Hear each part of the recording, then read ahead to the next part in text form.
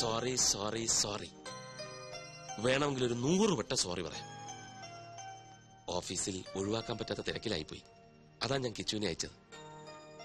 എന്നോട് പിണങ്ങല്ലേ? എനിക്ക് പിണക്കൊന്നുമില്ല. മനുവിന്റെ തിരക്ക് എനിക്കും അറിയാവുന്നതല്ലേ. സമയം കളയാൻ കിച്ചുവിന്റെ കമ്പനി നല്ലതാ. He's so funny. എന്താ? അല്ല, ഇവിടെ പറഞ്ഞതാ. അപ്പോ നാളെ എപ്പോഴാ കാണുക? എപ്പ വേണേലും കാണാലോ. ഞാൻ ഫ്രീ ആണ്. സമയം ഫിക്സ് ചെയ്തോളൂ. നാളത്തെ മീറ്റിംഗിൽ ഞാൻ തന്നെ വരും. തീർച്ചയായും. കിച്ചുവിനെ അയക്കില്ല. ഓക്കെ. അയ്യോ, ഫോൺ വെക്കല്ലേ. ഞാൻ ഉറങ്ങാൻ പോവാ. അതിനു മുൻപ് ടെൽ മീ സംതിങ് സ്വീറ്റ്. ഇപ്പോഴോ? എന്റെ അടുത്ത് നീ എപ്പോഴും ഉണ്ടായിരുന്നെങ്കിൽ എന്ന് ഞാൻ ആശിച്ചു പോകുകയാണ്. I love you. നിനക്കെന്താ വട്ടുപിടിച്ചോ? വട്ടുപിടിച്ചത് എനിക്കല്ല, മനുവേട്ടനാ. ഈ പറഞ്ഞതാ ഫോണിൽ കൂടെ അപ്പുറത്ത് കേട്ട് കാണില്ലേ? കേക്കട്ടെ. പാതിരാത്രിയില്ല ഇവനൊക്കെ വിളിക്കാൻ കണ്ട നേരം. ആ മനുവേട്ട, ഒരു കാര്യം കേൾക്കണോ? ഇന്നിവിടെ അച്ഛനും ബാലുവേട്ടനും തമ്മിൽ പൊരിഞ്ഞ ഡിസ്കഷൻ ആയിരുന്നു. എന്ത് ഡിസ്കഷൻ? മനുവേട്ടന്റെ പോക്ക് ശരിയല്ലെന്നും ഒരു കടിഞ്ഞാണിടണമെന്നും ബാലുവേട്ടൻ. അച്ഛനല്ലേ ആള്.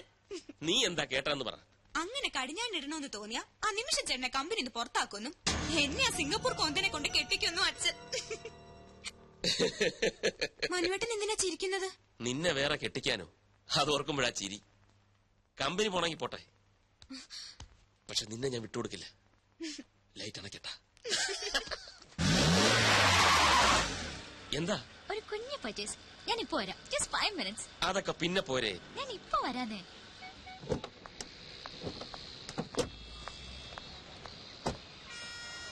ഇതൊരു നടക്ക് പോവില്ല.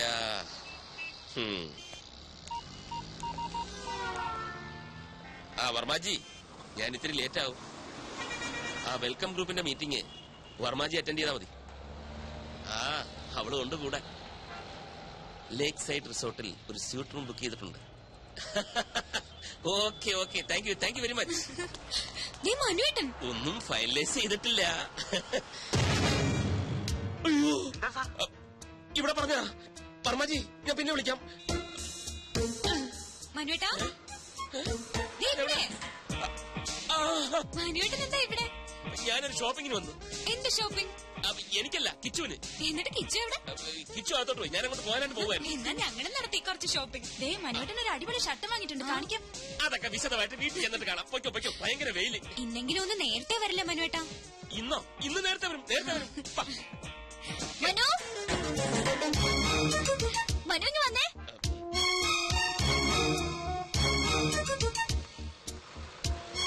ഇതുണ്ടോ? നോക്കിയേ ഞാൻ എന്താ വാങ്ങിയെന്ന്. ഇഷ്ടായോ? റിങ് കൊള്ളാല്ലേ? ഇതാരാ മനുവേട്ടാ? മനസ്സിലായില്ലേ? ഇതാകില്ല. ഇന്നച്ചാരാ? നമ്മുടെ കിച്ചുവില്ലേ, കിച്ചുവിന്റെ വൈഫ്.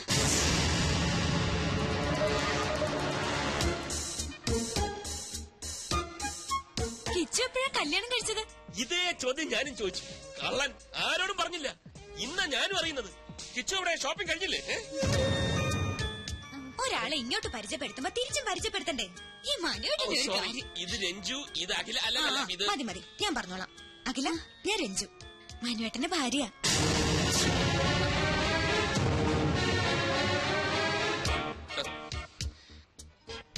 ഇനിയിപ്പൊ പൊയ്ക്കൂടെ? പ്രോമിസ് ചെയ്ത പോലെ നേരത്തെ വരണേ. Okay, by Akhila.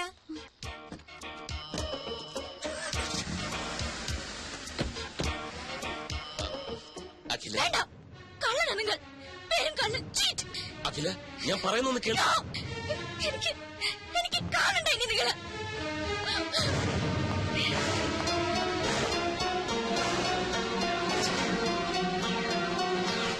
Sir please, എന്നെ നിർബന്ധിക്കരുത്. സാറിന് വേണ്ടി എന്തിനു ഞാൻ കൂടെ നിന്നിട്ടുണ്ട്. പക്ഷെ ഇതെനിക്ക് വയ്യ. എന്തിനാണ് അഖില എന്റെ ഭാര്യയാണെന്ന് പറഞ്ഞത്? കിച്ചു, എന്റെ അവസ്ഥ നീ എന്താ മനസ്സിലാക്കാത്തത്?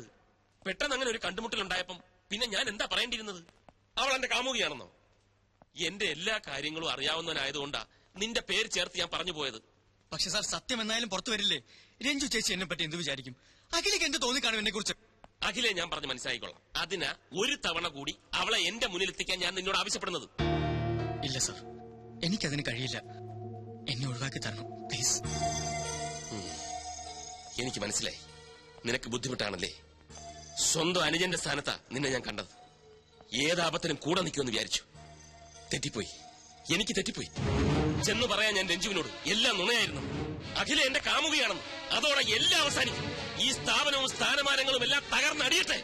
ഞാനൊരു തെണ്ടിയെ പോലെ ഈ റോഡിലൂടെ അലയട്ടെ. എല്ലാം തുഴയട്ടെ. എന്നാ പിന്നെ എന്തിനാ നിന്റെ സ്വപ്ന സൗധം മാത്രം ബാക്കി? അതും പറയട്ടെ.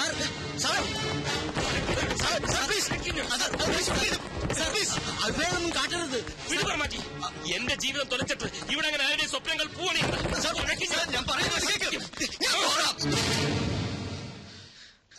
ഞാൻ പോകാം. അഖിലയുമായി സംസാരിക്കാം. അവളെ സാറിന് മുമ്പിൽ കൊണ്ടുവരാം. ഇതാ പണം. ഇനിയും വേണോ? തരാം. വേണ്ട സാർ, ഒന്നും വേണ്ട. സാറിനത് എന്തു പറ്റി? ഇത്രയും ദേഷ്യം ഇതുവരെ ഞാൻ കണ്ടിട്ടില്ല. ഞാൻ ദേഷ്യപ്പെട്ടെന്ന് ആര് പറഞ്ഞു? ചെറിയൊരു ഡ്രാമയല്ലേ. അഖിലയെ വീണ്ടും എന്റെ മുന്നിലെത്തിക്കാൻ കിച്ചുവിന് മാത്രമേ കഴിയൂ. അവൻ അതിൽ നിന്ന് ഒഴിഞ്ഞു മാറാൻ ശ്രമിച്ചപ്പോൾ അവന്റെ സ്വപ്നത്തിൽ തന്നെ കയറി പിടിച്ച ഒരു പെർഫോമൻസ്. എന്താ ബുദ്ധി! സമ്മതിച്ചിരിക്കുന്നു. വർമാജി, ഈ ലോകത്ത് സത്യം പറഞ്ഞാൽ ആരും വിശ്വസിക്കില്ല. ഒരു കള്ളം ഉറക്ക പറഞ്ഞാൽ അപ്പ വിശ്വസിക്കും. Point is noted sir. വേണ്ട, എനിക്കൊന്നും കേൾക്കണ്ട. ആരും കാണും വേണ്ട. ചതിയനാ, വഞ്ചകനാ.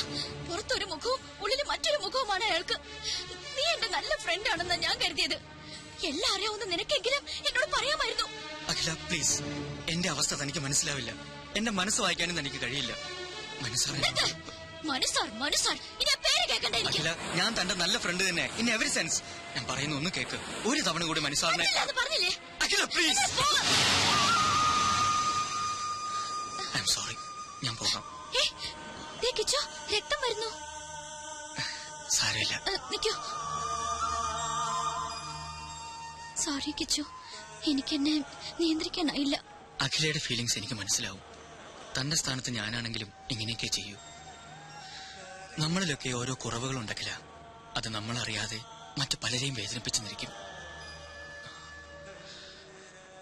എനിക്ക് വേണ്ടി ഒരു തവണ, ഒരൊറ്റ തവണ താൻ മനസ്സാറിനെ കാണണം പ്ലീസ്. പിന്നെ തന്റെ മനസ്സ് പറയുന്നത് പോലെ താൻ തീരുമാനിച്ചു.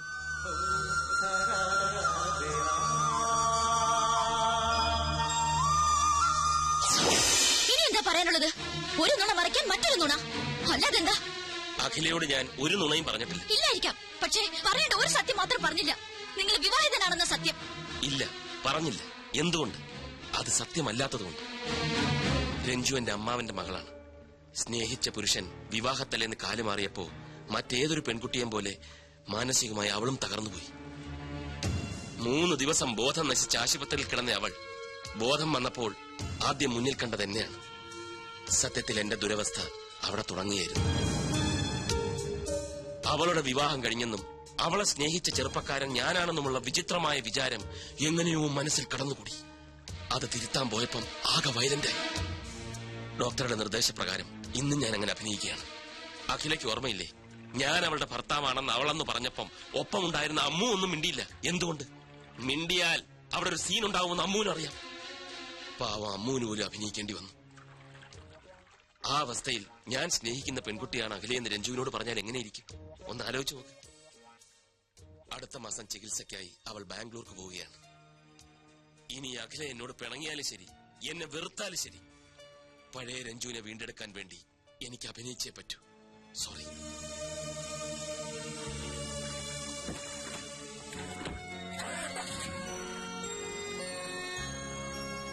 അഖില, നീ ടെൻഷൻ അടിക്കാതെ. നെല്ലും പതിരും ഞാൻ ഇപ്പൊ തിരിച്ചു തരാം. ആള് ബാംഗ്ലൂട്ട് പോയിട്ട് 10 മിനിറ്റ് കഴിഞ്ഞു. വരുന്നുണ്ട്. മൂട്. ഹായ്, അമ്മു അല്ലേ? അതെ, ഞാൻ ഡോക്ടർ ജയലക്ഷ്മിയുടെ കസിൻ ജോൾസിന. ഇതെന്റെ ഫ്രണ്ട്. അമ്മു എന്നെ ഹെൽപ്പ് ചെയ്യണം. ഞാനോ? എങ്ങനെ? ഞാൻ പറയാം. മനസാറിന്റെ കമ്പനിയില് ഞാനൊരു പോസ്റ്റിന് അപ്ലൈ ചെയ്തിട്ടുണ്ട്. അമ്മ ഒന്ന് മനസാറിനോട് റെക്കമെൻഡ് ചെയ്യും. അയ്യോ, ഞാൻ പറഞ്ഞാലൊന്നും മനോട്ടം കേക്കില്ല. ഓടിക്കു തന്നെ. പിന്നെ ആര് പറഞ്ഞാ കേക്കും? രഞ്ജിച്ചെ കണ്ടാ മതി. അതാരാ? മനോട്ടിന്റെ ഭാര്യ. ചേച്ചി പറഞ്ഞ മനോട്ടിനെ കേൾക്കാതിരിക്കാൻ പറ്റില്ല. ആ ചേച്ചിക്ക് എന്തോ അസുഖം. അസുഖോ? എന്തസുഖം? അല്ല, എന്തോ മെന്റൽ പ്രോബ്ലം. മൈ ഗാഡ്, നിങ്ങൾ എന്താ ഈ പറയുന്നേ? നിങ്ങൾക്ക് എവിടെ ഈ ന്യൂസ് കിട്ടിയത്? മനോട്ടന്റെ ചെവിയിലങ്ങനെ ഇതെത്തണം. അയ്യോ കുട്ടി, ആരാ പറഞ്ഞതെന്ന് ഓർമ്മയില്ല. പക്ഷേ എന്ത് പക്ഷേ? ആദ്യം മനോട്ടിനെ കുറിച്ചും കമ്പനിയെ കുറിച്ചും ശരിക്കും മനസ്സിലാക്കുക. എന്നിട്ട് മതി ജോലിക്ക് ചേരുന്നൊക്കെ.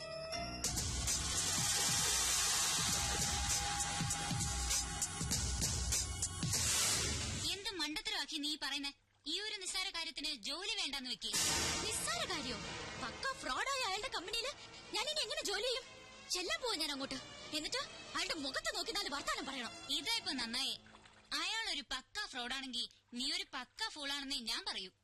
ഐമാറ്റ് കമ്പനിയിലെ മോഡലാകണമെന്ന് നീ കുറെ കൊതിച്ചതല്ലേ? ഇപ്പൊ അത് കിട്ടുകയും ചെയ്തു. പറയുന്ന പണവും തരുന്നുണ്ട്. എന്നിട്ട് അതൊക്കെ വേണ്ടാന്ന് വെക്കുന്ന നീ ഒരു ഫൂളല്ലേ? ഞാൻ പിന്നെ എന്താ വേണ്ടത്? അയാൾ ഇങ്ങോട്ട് കളിച്ചതുപോലെ നീ അങ്ങോട്ടും കളിക്കണം. അയാൾ പറഞ്ഞ കള്ളക്കഥ വിശ്വസിച്ചതായിട്ട് നീ അഭിനയിക്കണം. എന്നിട്ട് അയാളായിട്ട് വട്ടം ചുറ്റിക്കണം. ഇനി ഒരു പെണ്ണിനോടും ഈ മാതിരി കാട്ടാതിരിക്കാൻ ഒരു ഷോക്ക് ട്രീറ്റ്മെന്റ്.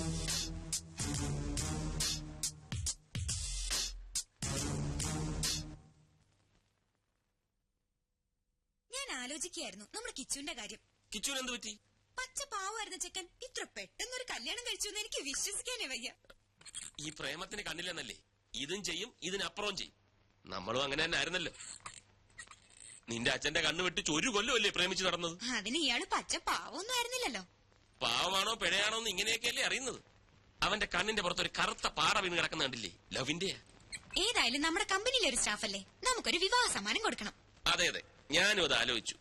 നാളെ തന്നെ ഒരു ഗിഫ്റ്റ് വാങ്ങിച്ചു കൊടുക്കും. അയ്യോ അതുപോരാ, ഒരു സർപ്രൈസ് ആവട്ടെ. നമ്മൾ തന്നെ അത് നേരിട്ട് അവരുടെ വീട്ടിൽ കൊണ്ടുപോയി കൊടുക്കും. അവരുടെ വീട്ടിലാ? അതെ, അതിനെന്താ? ഒന്നുമില്ല, പക്ഷെ നമ്മളെ ശമ്പളം വാങ്ങുന്ന നമ്മുടെ സ്റ്റാഫിന്റെ വീട്ടിൽ നമ്മൾ പോകുന്നത് അത് വേണോ? വേണം. ഈ മനുവേട്ടിന്റെ ഒരു കോംപ്ലക്സ്. മനുവേട്ടൻ വരുന്നില്ലെങ്കിൽ വരണ്ട, ഞാൻ പൊയ്ക്കോളാം. വേണ്ട വേണ്ട, നമുക്ക് ഒരുമിച്ച് പോകാം. അതാ എല്ലാവർക്കും നല്ലത്.